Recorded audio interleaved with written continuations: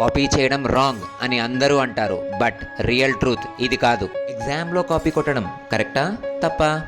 ఒకవేళ తప్పు అయితే మనం రోజు మన ఎడ్యుకేషన్ సిస్టంలో తప్పులే చేస్తున్నామా?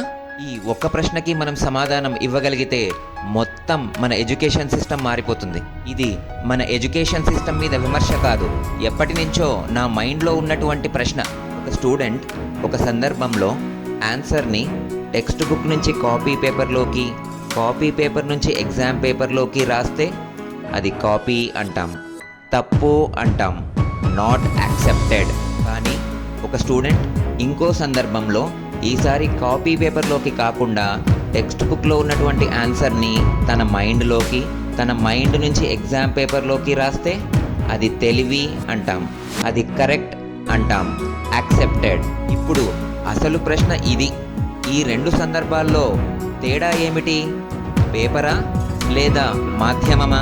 లోతుగా చూస్తే ఇక్కడ జరుగుతుంది ఆలోచన సృష్టి కాదు, రెండు చోట్ల జరుగుతుంది ఒకటే, అది సమాచారం మార్పిడి, జస్ట్ ఇన్ఫర్మేషన్ ట్రాన్స్ఫర్ మాత్రమే.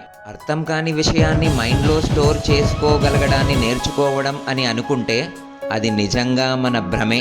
మైండ్ ఆలోచించకుండా కేవలం స్టోర్ మాత్రమే చేసుకోగలిగితే అసలు ఆ మైండ్ తెలివైనదా లేక నిల్వ మాత్రమే చేసుకోగలిగేటువంటి స్టోర్ హౌసా? అసలు మన ఎడ్యుకేషనల్ సిస్టమ్ ఏం టెస్ట్ చేస్తోంది? స్టూడెంట్స్ యొక్క అర్థం చేసుకొని ఆలోచించగలిగేటువంటి శక్తినా లేదా కేవలం గుర్తుపెట్టుకునే సామర్థ్యాన్న? అసలు ఆలోచనే లేకుండా సరైన సమాధానం రాయగలిగితే అది విద్య లేదా శిక్షణ?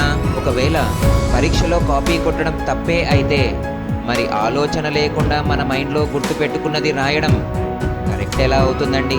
అది కూడా తప్పే కదా. మరి అసలు నిజంగా నేర్చుకోవడం అంటే ఏమిటి? గుర్తుపెట్టుకోవడమా లేక అర్థం చేసుకోవడమా?